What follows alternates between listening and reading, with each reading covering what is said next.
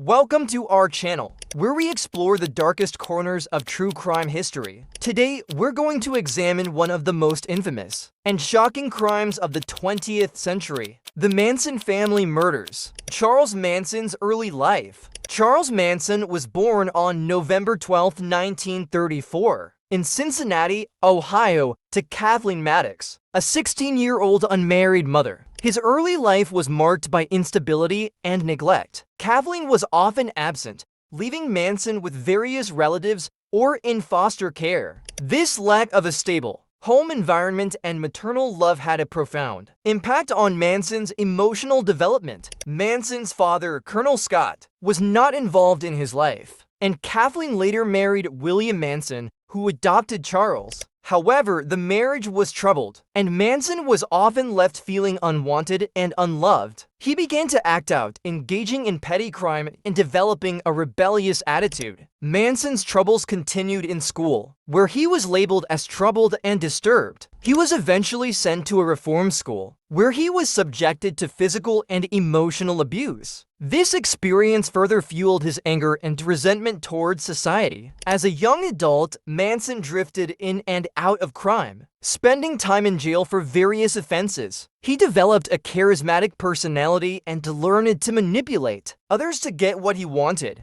This charm and intelligence would later serve him well in attracting followers to his cult-like movement. Despite his tumultuous early life, Manson's natural intelligence and musical talent earned him a place in a local boys' choir and later a spot at a prestigious music school. However, his behavioral issues and lack of discipline led to his expulsion. This rejection further solidified Manson's feelings of inadequacy and anger towards the world. The Manson family. In the late 1960s, Charles Manson's charismatic personality and manipulative nature drew a group of young, vulnerable individuals to him. He began to form a cult-like following known as the Family, which was centered around his teachings of love, peace, and social rebellion. Manson's followers, mostly young women, were attracted to his message of free love and rejection of mainstream values. The family lived together on a ranch in Topanga Canyon, California, known as Spawn Ranch. Manson preached a twisted ideology that combined elements of hippie counterculture, Scientology, and his own brand of mysticism. He claimed to be the second coming of Christ and prophesied a coming apocalypse, which he called Helter Skelter. Manson's followers were devoted to him, and he exercised total control over their lives. He encouraged them to engage in group sex, use drugs, and participate in violent activities. The family's isolation from the outside world and Manson's manipulation created a toxic environment in which his followers became increasingly dependent on him.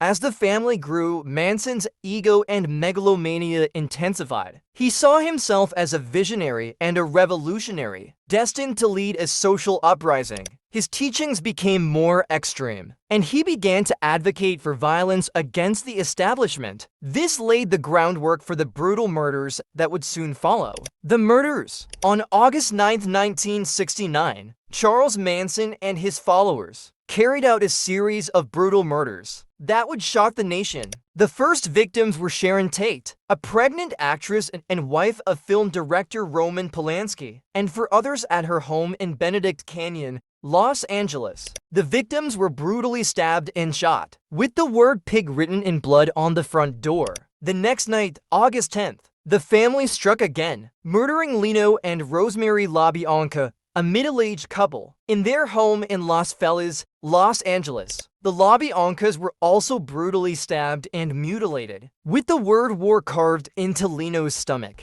The murders were gruesome and seemingly senseless, leaving the police and public stunned. The investigation that followed was one of the largest and most complex in Los Angeles history, with detectives struggling to find leads and motive. Manson's followers, including Charles Tex Watson, Susan Atkins, Patricia Krenwinkel, and Linda Kasabian, carried out the murders under his instruction. They believed they were sparking a racial war, which Manson had prophesied. by blaming the murders on African Americans. The killers showed no remorse, and their actions were driven by a twisted loyalty to Manson and his ideology. The Tate LaBianca murders, as they came to be known, marked the beginning of the end for the family. The police investigation eventually led to Manson's arrest, and the subsequent trial exposed the dark secrets of the family's cult-like activities. Investigation and trial. The investigation into the Manson family murders was led by Detective Vincent Bugliosi, who would later prosecute the case. Bugliosi was a seasoned investigator with a keen mind and a deep understanding of the dark side of human nature. He was tasked with piecing together the evidence and building a case against Manson and his followers. The investigation was complex and challenging,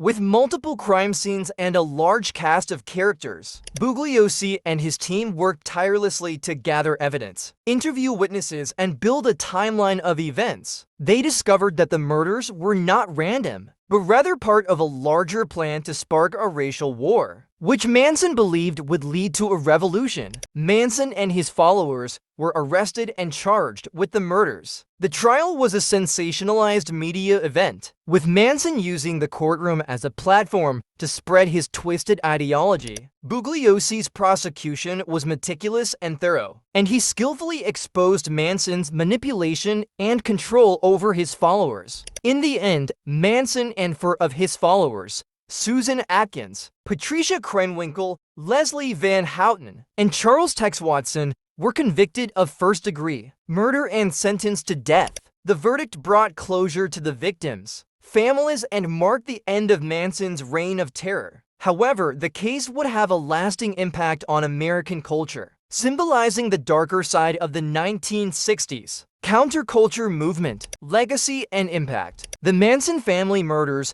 had a profound impact on American culture and society. The brutal and senseless nature of the crimes shocked the nation, and the subsequent trial exposed the dark side of the counterculture movement. Manson's ideology of peace, love, and social rebellion was revealed to be a facade for his own twisted desires for power and control. The case also had a significant impact on the justice system, leading to changes in the way that prosecutors approach cases involving cults and mind control. The trial set a precedent for the use of psychological testimony in court, and Bugliosi's prosecution strategy has been studied by law enforcement professionals. The Manson family murders also had a lasting impact on popular culture, inspiring countless books, films, and documentaries. The case has become a cultural touchstone, symbolizing the darker side of the 1960 South and the dangers of blind obedience. In the years since the murders, Manson has become a cultural icon, representing the embodiment of evil. His name is synonymous with terror, and his image has been used to symbolize the dangers of cults and mind control. Despite his death in 2017, Manson's legacy continues to fascinate and horrify, serving as a reminder of the dangers of unchecked power and the importance of individual autonomy. The Manson family murders remain one of the most infamous crimes in American history, a chilling reminder of the darkness